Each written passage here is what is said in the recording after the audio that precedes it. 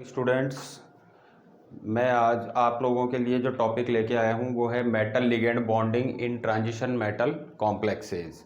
देखिए, BSc second year में भी आप ट्रांजिशन मेटल कॉम्प्लेक्सेस के लिए स्टडी करके आए हुए हैं।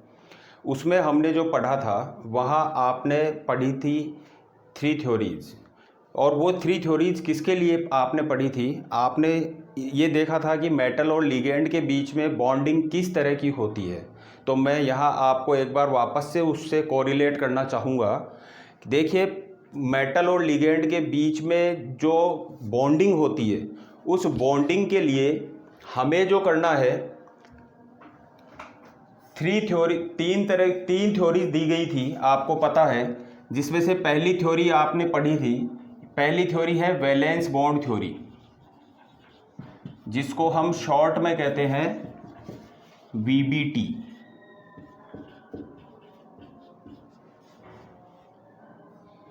दूसरी जो थ्योरी है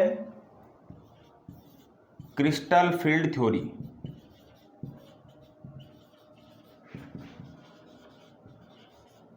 जिसको हम शॉर्ट में कहते हैं सीएफटी। और तीसरी जो थ्योरी है उसका नाम है मॉलिक्यूलर ऑर्बिटल थ्योरी,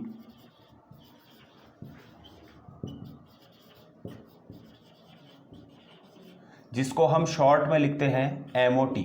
हाँ, अभी जो लेटेस्ट ट्रेंड चल रहा है, इस थ्योरी का एक नाम और भी कर दिया गया है लिगेंड फील्ड थ्योरी।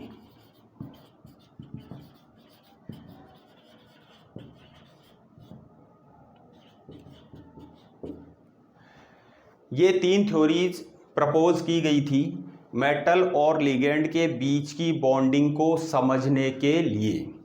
अब हम यहाँ पर सबसे पहले डिस्कस करेंगे वैलेंस बॉन्ड थ्योरी को। हालांकि बीएससी थर्ड ईयर के सिलेबस में वीबीटी नहीं है, लेकिन वीबीटी की लिमिटेशंस दी हुई है और लिमिटेशंस से क्वेश्चंस अराइज हो सकते हैं।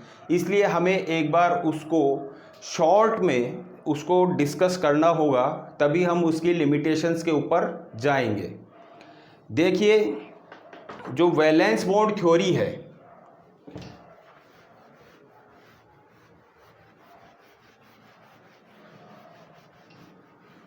सबसे पहले मैं बात करूं कि वैलेंस बॉन्ड थ्योरी किसने दी थी, तो ये दी थी पॉलिंग और स्लेटर ने।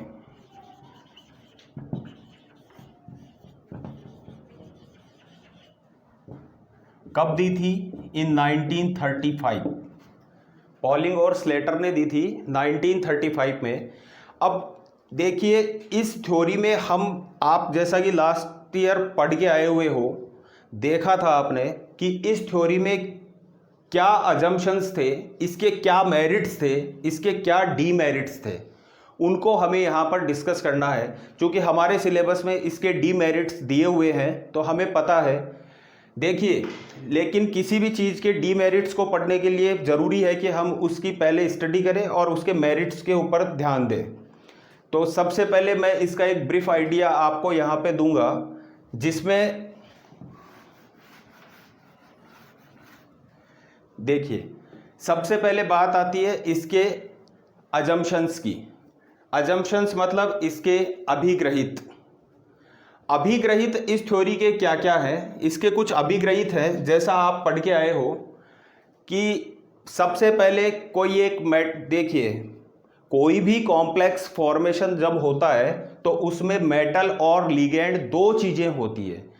छोटी क्लास के बच्चे भी इस चीज़ को अच्छी तरह जानते हैं कि मेटल जो होता है वो इलेक्ट्रॉन डेफिशिएंट स्पीशीज होती है, और मेटल सामान्यतया पीरियोडिक टेबल में डी ब्लॉक जो एलिमेंट्स हैं उनको हम वहाँ रखते हैं हम। अब देखिए, एक तो मेटल होगा, दूसरा होगा आपका लिगेंड। आप सब जानते हैं कि हम लिगेंड किसे कहते हैं? लिगेंड होता है जो इलेक्ट्रॉन रिच स्पीशीज होती है, उसको हम क्या कहते हैं? लिगेंड। अब एक चीज हो गई मेटल और दूसरी चीज हो गई लिगेंड। मेटल के पास में इलेक्ट्रॉनों की कमी है और लिगेंड के पास में इलेक्ट्रॉनों की अधिकता है। तो वो आसानी से अपना जो इलेक्ट्रॉन है वो दे सकता है। तो दे सकता है, उसी को लिए हम क्या काम में लेते हैं, लिगेंड। देखिए अब यहां पे हम बात करें कि सबसे पहले मैं इस वीबीटी के अंदर जाना चाहूंगा, आपको शॉर्ट में एक बार बताना चाहूंगा कि वीबीटी में जो अजम्पशन है पहला वो क्या है। वीबीटी का पहला अजम्पशन है कि जो सेंट्रल मेटल एटम होता है, अब सेंट्रल मेटल एटम कहां होगा, सेंट्रल मेटल एटम होगा किसका, कॉम्प्लेक्स का, जिसकी आप स्टडी करने जा रहे हैं। उसमें जो मेटल होगा उसको हम कहेंगे सेंट्रल मेटल एटम, या चूंकि वो अपनी किसी ना किसी ऑक्सीडेशन स्टेट में होता है इसलिए हम उसको नाम दे सकते हैं सेंट्रल मेटल आयन। तो देखिए, या मैं इसको एब्रीविएट कर सकता हूं किससे, सीएम आयन से, सीएम आयन। तो सीएम आयन इसका पहला अभिग्रहित हमें क्या कहता है कि किसी कॉम्प्लेक्स में जितने लिगेंड होते हैं उतनी लिगेंड की संख्या के बराबर, जो सेंट्रल मेटल एटम होता है वो उनकी संख्या के बराबर आने वाले लिगेंड को वैकेंट ऑर्बिटल्स अवेलेबल करवाता है। अब वो वैकेंट ऑर्बिटल्स कैसे अवेलेबल करवा सकता है, वो वैकेंट ऑर्बिटल्स अवेलेबल करवा सकता है इलेक्ट्रॉनों के ट्रांसफर के जरिए, इलेक्ट्रॉनों के ट्रांसफर के जरिए, मतलब इलेक्ट्रॉन को एक कक्षक से दूसरे कक्षक में भेज करके, या फिर इलेक्ट्रॉनों के रीअरेंजमेंट के द्वारा कि कहीं जहां कपलिंग नहीं है वहां कपलिंग कर दी जाए, इस तरीके से तो वो मेक्स अवेलेबल वैकेंट ऑर्बिटल्स। दूसरा क्या है अजम्पशंस, कि जो लिगेंड होता है, फिर ये जो सेंट्रल मेटल एटम होते हैं, ये सेंट्रल मेटल एटम में जब खाली वैकेंट ऑर्बिटल्स बन चुके हैं तो उनकी होती है हाइब्रिडाइजेशन। दूसरा हाइब्रिडाइजेशन यानी संकरण। तो जो जितने आने वाले लिगेंड हैं उनकी संख्या के बराबर क्या होंगे, वैकेंट ऑर्बिटल्स होंगे, वो आपस में क्या हो जाएंगे, हाइब्रिडाइज्ड हो जाएंगे। हाइब्रिडाइज्ड होने के बाद में अब जो आने वाले लिगेंड हैं, चूंकि उतने ही कक्षक यहां पर संकरित हैं और खाली हैं आने वाले लिगेंड के लिए, तो वो आने वाले लिगेंड आकर के अपना लोन पेयर ऑफ इलेक्ट्रॉन उन वैकेंट डी ऑर्बिटल्स के अंदर, वैकेंट और हाइब्रिडाइज्ड डी ऑर्बिटल्स के अंदर क्या कर देगा, डोनेट कर देगा, और डोनेट करके वहां पर कौन सा बॉन्ड बनाएगा, कोऑर्डिनेशन बॉन्ड। कोऑर्डिनेशन बॉन्ड मतलब उप सह संयोजक बंध। अब देखिए उप सह संयोजक बंध बना लिया है। अब उप सह संयोजक बंध का मतलब अगर मैं सिंपली बात करूं, चूंकि आप लास्ट क्लास में, पिछली क्लास में पढ़ के आए हुए हो बीएससी सेकेंड ईयर में, कि मैं सिंपली ये कहूं कि मेटल है और एक लिगेंड है। इलेक्ट्रॉन किसके पास है, इलेक्ट्रॉन है लिगेंड के पास, और ये इलेक्ट्रॉन डेफिशिएंट स्पीसीज कौन सी है, यहां पर हमारे पास में इलेक्ट्रॉन डेफिशिएंट स्पीसीज है मेटल। और मेटल इलेक्ट्रॉन डेफिशिएंट है, इसका मतलब लिगेंड इलेक्ट्रॉन देगा, तो लिगेंड इलेक्ट्रॉन देगा इट मींस मैं इसको इस तरीके से डिनोट कर सकता हूं या नहीं कर सकता, बिल्कुल कर सकता हूं। और ये जो साइन है, इसी साइन को हम किसके लिए यूज करते हैं, कोऑर्डिनेट बॉन्ड के लिए यूज करते हैं, ये उप सह संयोजक बंध के लिए इसका यूज करते हैं। देखिए जब ये बन जाता है तो उसके बाद में हमें बहुत सारी चीजें, मैं सीधा ही इसकी मेरिट्स के ऊपर आता हूं। मेरिट्स में देखिए अब इससे क्या होगा, ये कॉम्प्लेक्स का फॉर्मेशन तो हो गया, या फिर मैं आपको एक एग्जांपल के जरिए इसको समझाता हूं।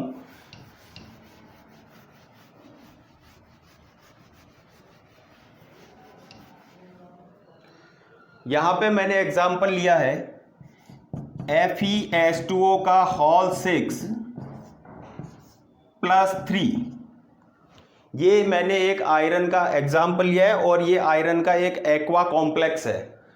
आप सब जानते हैं कि यहां पर आयरन कौन सी ऑक्सीडेशन स्टेट में है, +3 में है। तो हम इसके +3 को दर्शाने के लिए यहां पे रोमन संख्या में हम इसकी जो ऑक्सीडेशन स्टेट है उसको यहां पे लिख देते हैं। अब देखिए आयरन है, आयरन का परमाणु क्रमांक यानी एटॉमिक नंबर कितना है 26, आयरन का एटॉमिक नंबर 26। और अगर मैं इसके विन्यास की बात करूं, इसके इलेक्ट्रॉनिक कॉन्फ़िगरेशन की बात करूं, तो यहां पे इलेक्ट्रॉनिक कॉन्फ़िगरेशन कौन सा होगा 4s2 3d6, ये इसका कॉन्फ़िगरेशन होगा। लेकिन अभी मैंने इसका किसका कॉन्फ़िगरेशन लिखा है, केवल आयरन का कॉन्फ़िगरेशन लिखा है। लेकिन हमारा जो आयरन है वो यहां कौन सी ऑक्सीडेशन स्टेट में है +3 में, तो हम लिखेंगे Fe+3।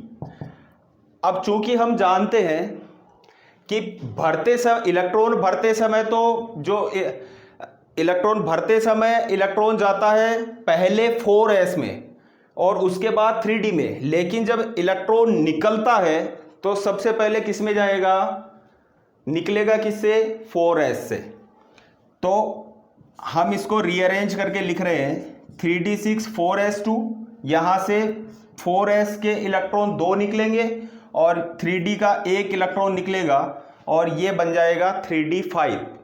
अब इसका जो इलेक्ट्रॉनिक कॉन्फ़िगरेशन किसका Fe+3 का जो इलेक्ट्रॉनिक कॉन्फ़िगरेशन आ गया वो क्या आ गया हमारे पास में 3d5 4s0।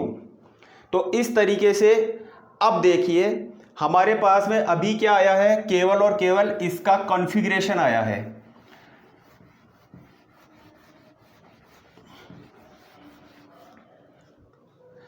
अब मैं बात करूं इसको इस तरीके से लिख लेता हूं अगर कि Fe+3 ये इसका 3d ऑर्बिटल है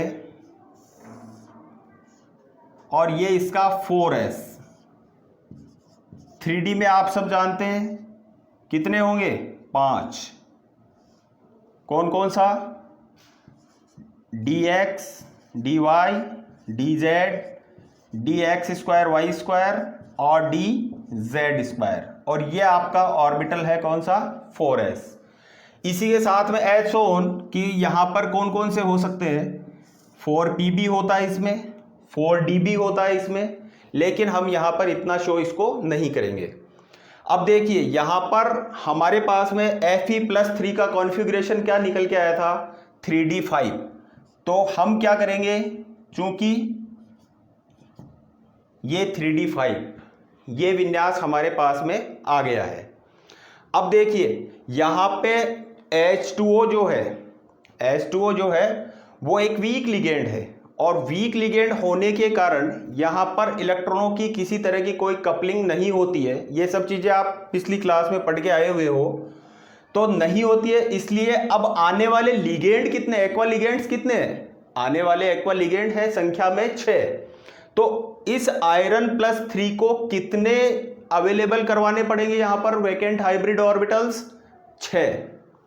तो 6 कहां से लेंगे हम, ये इसका 4p है और ये इसका यहीं पे हम बना देंगे इसका 4d, ये 4d बना दिया जो कि संख्या में कितना होगा 5 ही होगा।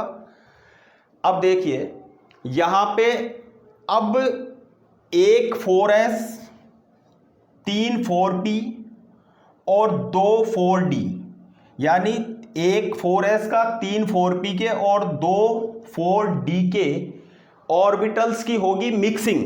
और मिक्सिंग में किसको कह रहा हूं, यहां पर मिक्सिंग में कह रहा हूं हाइब्रिडाइजेशन को, क्योंकि यहां पे देखिए हम जब डायग्राम बनाते हैं, डायग्राम के समय हम यहाँ पर कोई इनके एनर्जी लेवल को अलग अलग डिफरेंशिएट नहीं करते हैं, लेकिन 3D 4S 4P 4D जो भी एचऑन हम जैसे जैसे बढ़ते जाएंगे उनमें थोड़ा थोड़ा एनर्जी का डिफरेंस होता है, लेकिन हम यहाँ उसको इतना कंसिडर नहीं करेंगे। मिक्सिंग से मीनिंग क्या है, हाइब्रिडाइजेशन से मीनिंग क्या है कि जो मिक्सिंग होने के बाद में जो ऑर्बिटल्स होते हैं, जो हाइब्रिडाइज्ड ऑर्बिटल्स होते हैं, उनकी तो एनर्जी एक समान हो जाती है। तो एनर्जी एक समान होने का मतलब क्या है कि ये 1, ये 3 और ये 2, कुल मिला के हमें एक 4s का, 3 4p के और 2 4d के ऑर्बिटल्स काम में लेने हैं। इनको हम काम में लेंगे और काम में लेकर के ये आपस में मिक्स्ड होंगे, और मिक्स्ड होकर के जब एक s 3p और 2 4d के होंगे तो यहां पे हम ये भी लिख सकते हैं sp3d2। तो यही इसका क्या होगा, हाइब्रिडाइजेशन होगा, संकरण होगा। अब ये क्या हुआ, ये जो वैकेंट हाइब्रिड ऑर्बिटल्स हैं ये तैयार हैं कि ये लिगेंड यहां से आएगा और अपना लोन पेयर ऑफ इलेक्ट्रॉन इनको क्या करेगा, डोनेट करेगा। तो डोनेट करने का मीनिंग क्या है कि साहब यहां पे H2O, ये लिगेंड आया और इसने अपना लोन पेयर ऑफ इलेक्ट्रॉन यहां पे डोनेट कर दिया। दूसरा एक्वा लिगेंड यहां पे आया और उसने अपना लोन पेयर ऑफ इलेक्ट्रॉन यहां पे डोनेट कर दिया। तीसरा इसी तरीके से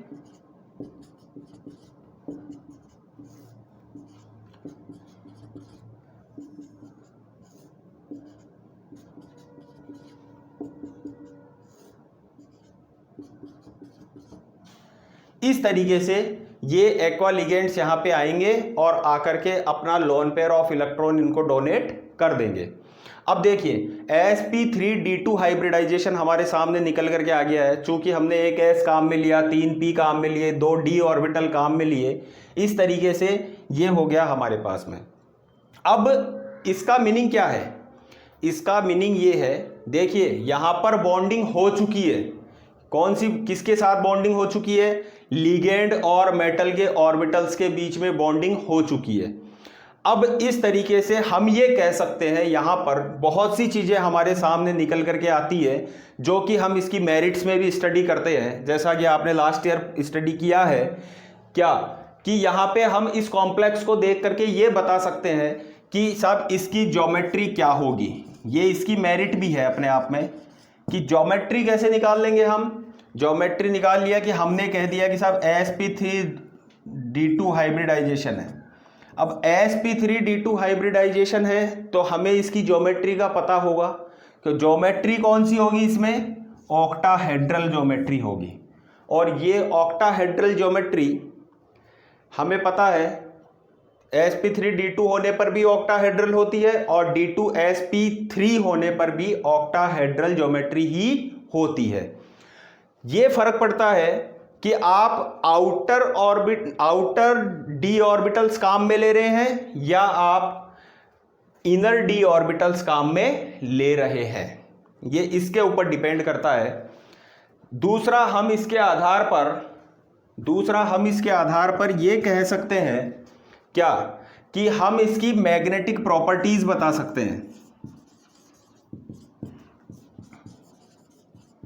मैग्नेटिक प्रॉपर्टीज कैसे बताएंगे कि यहां पर हमारे पास में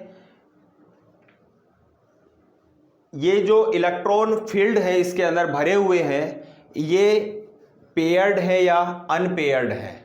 और पेयर्ड और अनपेयर्ड के अकॉर्डिंग हम यहां पर ये निकाल सकते हैं। चूंकि यहां पे हमारे पास में अनपेयर्ड इलेक्ट्रॉन्स हैं, तो अनपेयर्ड इलेक्ट्रॉन्स होंगे तो जो ये मैग्नेटिक प्रॉपर्टी क्या आएगी, हम क्या कहेंगे, पैरामैग्नेटिक होगा या डायामैग्नेटिक होगा।